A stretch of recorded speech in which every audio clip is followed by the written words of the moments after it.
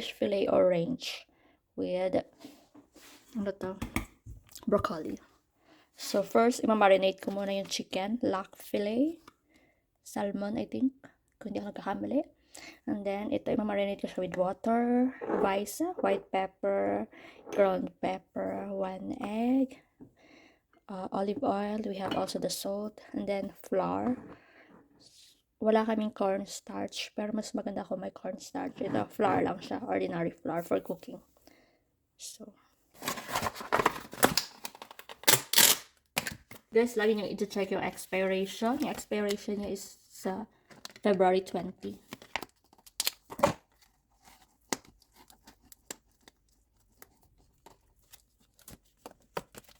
Ayan, hugasan ko muna siya bago ko siya i-slice. Cut into 3 pieces.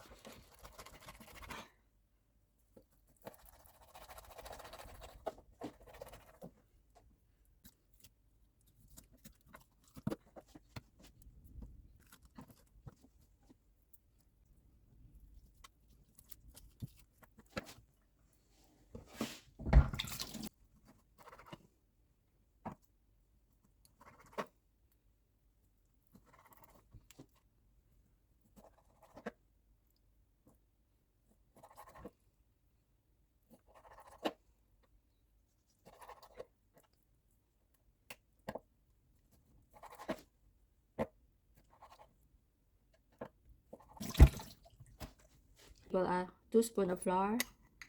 Magdagdag na lang tayo mamaya kapag kulang. Ground pepper.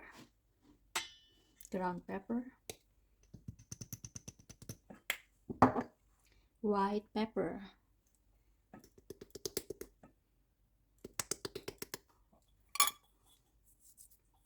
Natin ng salt. Olive oil. Sangkot siya.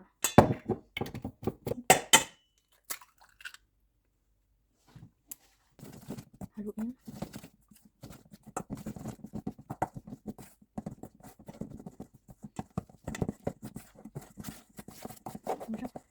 Tapos 1/2 water, konti muna. Huwag natin lahat. Konti pa.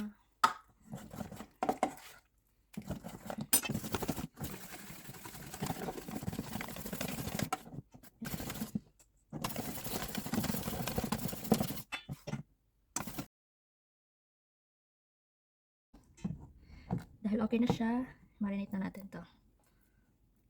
I-marinate natin for 1 hour bago natin lutuin. Ibabad ko lang siya.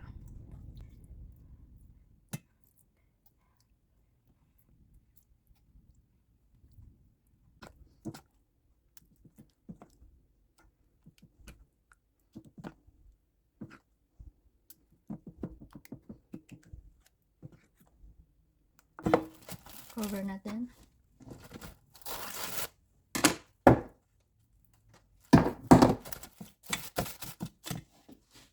Ilagay natin sa ref. Sa fridge.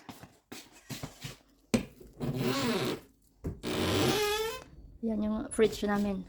Konti lang laman. Ito, may tira akong adobo. I-reheat ko lang siya mamaya.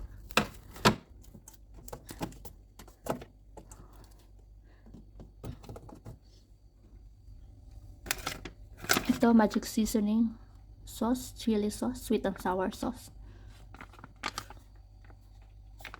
Sa pag nagluto ako ng gulay. So, ito na yung pinaka sauce, marinated sauce niya. Ready made. Ayan, ang dami namin. Ano kung sisira na siya, kailangan lutuin. Ba yan? Yung paprika, kailangan na siyang maluto. Ayan. Oh no, need to remove. Madadama yung ibang masisira. Ito din.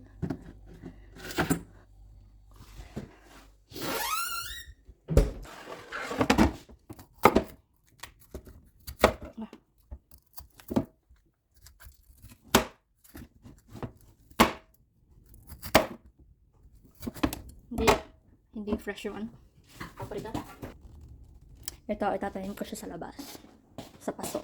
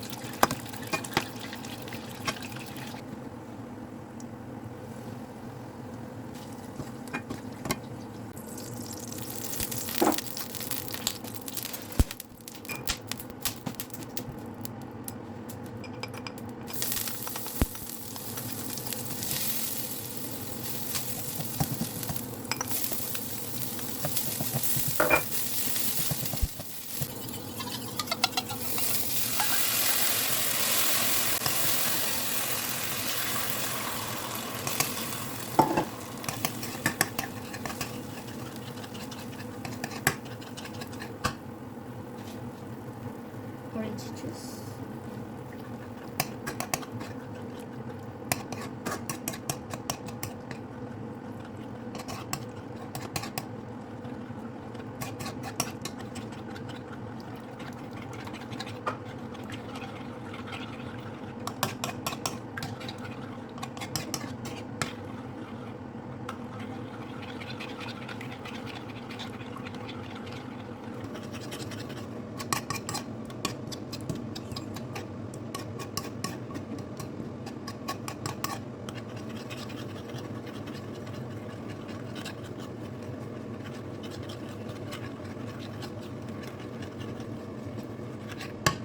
Hintayin na natin na kumulo, and then okay na kapag kumulo na siya. Pakuluan lang natin. Ayan, medyo kumukulo na siya. Pwede ko na siyang i-transfer. Ito na yung chicken orange natin. Fish orange. Fish, fried fish. Salmon. Bango.